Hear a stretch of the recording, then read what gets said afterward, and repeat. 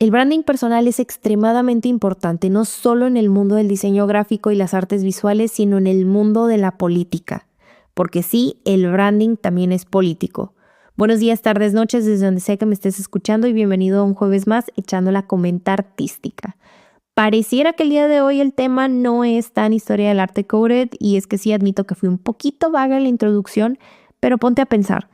Tus artistas favoritos tienen un branding personal muy fuerte. Van Gogh es girasoles, amarillo, naranja, azul, pinceladas caóticas. Luego tenemos a Monet, el rey del softcore, paisajes, flores, la vida cotidiana un poco romantizada. Mientras que Goya es oscuro, crudo, revolucionario. Ahora, si yo te digo que pienses en el país, si así es, dije país, con el mejor branding, ¿cuál sería tu respuesta? No te lo voy a hacer más complicado, estoy segurísima que el primer país que se te vino a la mente es nada más ni nada menos que la nación nipona, y de verdad que mi mente solo suena a qué pensarán de nosotros en Japonpon. En fin, Japonpon tiene el mejor branding porque cuando pensamos en este archipiélago del este asiático, pensamos en lo kawaii, en el anime, el sushi. Hago un paréntesis para decir que yo pienso en el sushi monchoso norteño y aprovecho para hacer publicidad no pagada, pero los mejores sushis están en el noroeste de México, o por lo menos en Sonora y Sinaloa, porque la verdad nunca he probado el sushi de las Bajas, pero sí he probado obviamente el sushi sonorense y el de Sinaloa, y la verdad es que es toda una experiencia culinaria imperdible si algún día andas por estos rumbos.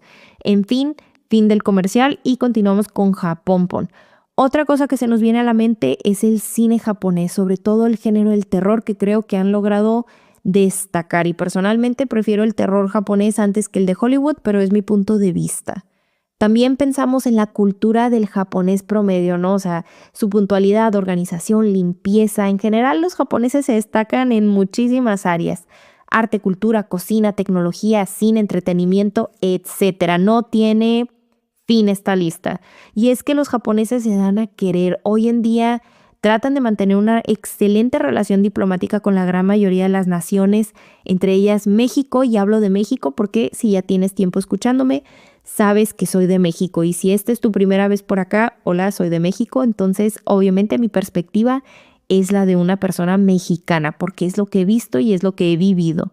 Por ende, puedo decir que en México tenemos una opinión bastante positiva de los japoneses, y en general los mexicanos consumimos muchísimo producto japonés, desde entretenimiento hasta alimentos, y como ya lo mencioné anteriormente, hay buena relación diplomática entre ambos países.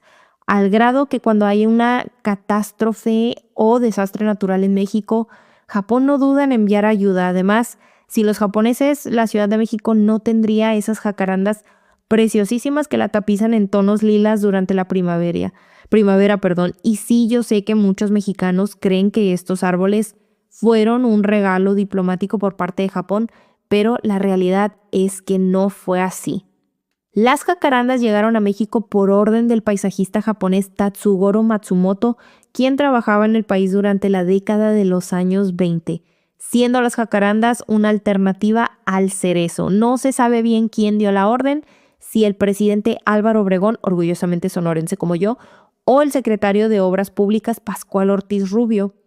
Pero uno de ellos dos estaba empeñadísimo en introducir árboles de cerezo al país, y Matsumoto dijo: no señor, esa especie no va a sobrevivir al clima de la Ciudad de México. Así que él y su hijo mandaron pedir jacarandas desde Brasil, idearon un plan de crianza y lograron que las jacarandas se adaptaran a su nuevo hogar. Hoy en día estos árboles son un emblema de la Ciudad de México, son tan icónicos que el arquitecto Luis Barragán los llegó a emplear como un elemento más en sus diseños. Y así como las jacarandas son un símbolo emblemático de la capital mexicana, el cerezo es un emblema de la nación nipona. Es tan grande su popularidad que en este preciso momento ya hay gente lista para visitar Japón y poder ver los sakuras florecer. O sea, hoy en día son toda una atracción turística, y es que la vida de la flor de cerezo es muy corta, con un aproximado de entre 1 y 2 semanas solamente. Es por eso que la temporada de sakuras es tan esperada, siendo una tradición ya de hace siglos que lleva por nombre Hanami, o sea, la acción de ver las flores. Ahora, el sakura es una especie cargada de simbolismo, siendo asociado al concepto budista del mono no aware, encontrar la belleza en lo efímera que es la vida. Este concepto busca enseñar sobre la impermanencia. Nada, absolutamente nada es para siempre, ni lo bueno, pero tampoco lo malo. También se asocia a la vida humana, lo corta que es, siendo un estado pasajero del alma. El sakura también representa el renacimiento y el inicio de un nuevo ciclo ligado a los conceptos del cambio de estación, dejando atrás el invierno y dándole la bienvenida a la primavera. Pero no todo es filosofía y religión. El árbol de cerezo también fue el emblema de los samuráis, asociado a su código de honor y tener una muerte digna en el campo de batalla, o sea, caer con la belleza y la dignidad y el honor de una flor de sakura. Como te darás cuenta, es bastante patriótico, y es que el sakura es un símbolo de identidad nacional, pero no todo es color de rosa, literalmente. Los que conocen de historia saben del lado oscuro del árbol de cerezo y su rol durante el imperialismo japonés. Una política expansionista que tuvo lugar a fines del siglo XIX y hasta 1945. Bajo esta política, el imperio japonés buscó dominar gran parte del territorio asiático, así como España en los 1500, pero hay una gran diferencia. Si eres español, por favor no te me ataques, estos solo son ejemplos para ilustrar el podcast y que, los latinoamericanos entiendan un poquito mejor lo que estamos tratando en este momento.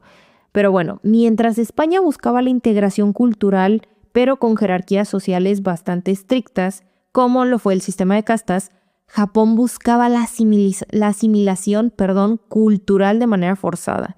España ejercía control a través de la religión, pero Japón lo hacía de manera militar. Los españoles querían evangelizar a las comunidades nativas y, para lograr su objetivo, sabían que la forma más eficaz de hacerlo era a través de su propia cultura y lengua, mientras que los japoneses buscaron imponer su cultura y lengua bajo un esquema de superioridad racial. Si buscamos entender mejor las acciones del imperio japonés, entonces el ejemplo más cercano que tenemos, al menos aquí en México, es posterior a la colonia. Erróneamente creemos que la cultura española se impuso completamente durante el virreinato, cuando la realidad es otra. El uso casi obligatorio del castellano se impuso después de la independencia, ya que el gobierno buscaba crear una identidad nacional, pero el resto es historia.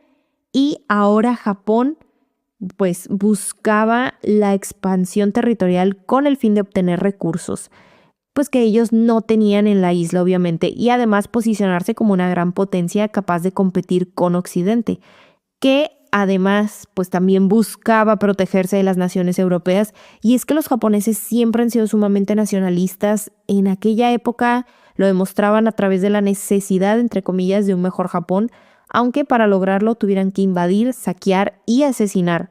Todo esto a través de la fuerza militar, prometiendo a otras naciones asiáticas la liberación del yugo de los europeos, pero solo para poder explotar sus recursos y favorecer a Japón.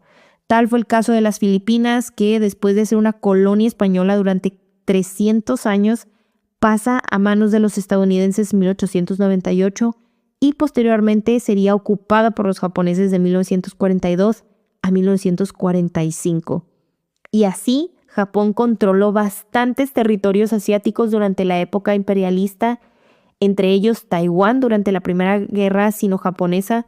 Posteriormente, en 1910, Japón anexa a la península coreana, y es probablemente el periodo más atroz del imperialismo nipón.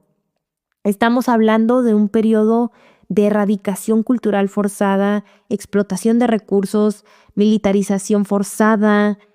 La ocupación japonesa le puso fin a la dinastía Joseon en Corea y comenzó una era de prohibición cultural.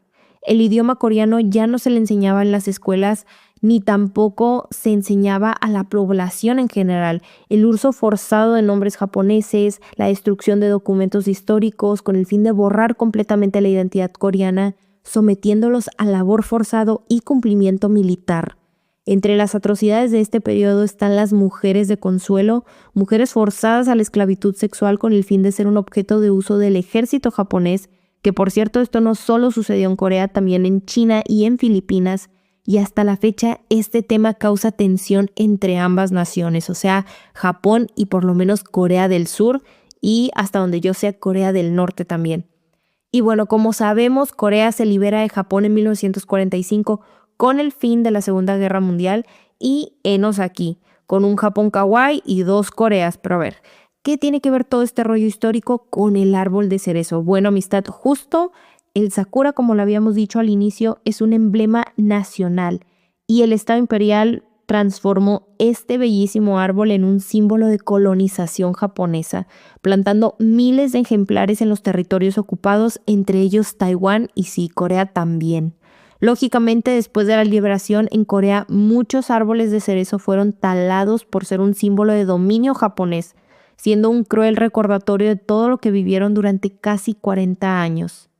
Pero en la década de los 60 se descubrió en Corea del Sur que había un tipo de árbol de cerezo o potnamu en coreano que era nativo de la región, que es el King Cherry o Wangbotnamu, originario de la isla de Jeju, y sus flores son más grandes y también es más abundante, ¿no?, que el Yoshino de Japón. Corea cuenta también con otras especies de árbol de cerezo como el de la isla Ulong, el cerezo silvestre y el Sargent, que también lo puedes encontrar en Japón. Así es como un símbolo de represión, prohibición y control se convirtió en un tesoro nacional. El árbol de cerezo aparece en cientos de obras de artistas como Hiroshige, Hokusai, Utamaro, mientras que en el arte coreano estos árboles que hoy en día son sumamente populares eran opacados por los ciruelos que eran vistos como un símbolo de fortaleza al ser capaces de florecer durante el invierno. Pero bueno, al final del día, Japón logró el rebranding más exitoso de la historia moderna, pasar de un imperio expansionista a la nación de lo kawaii y la armonía zen, pero como vimos hoy, debajo de los pétalos rosados siempre hay capas de historia que no debemos olvidar. El branding personal y político es una herramienta poderosa para embellecer una ciudad con jacarandas o puede intentar borrar la identidad de todo un pueblo. Empezamos hablando de Van Gogh, de Monet y de cómo sus colores definen quiénes fueron. Terminamos hablando de imperios, de guerras, de árboles que viajan por el mundo. Y es que el branding no es solo un logo o un color, es la esencia que queremos transmitir. A veces suele ser una máscara o en ocasiones puede ser nuestra cara más auténtica, pero que nos recuerda que el diseño y la política siempre van de la mano, aunque a veces solo parezcan flores adornando una banqueta. ¿Tú con qué te quedas? ¿Con la estética perfecta del marketing nacional o con la historia cruda que se esconde detrás del lienzo? Piénsalo mientras te echas un sushito, ya sea japonés o un buen monchoso de Sonora, y nos vemos el próximo jueves con más chismecito artístico.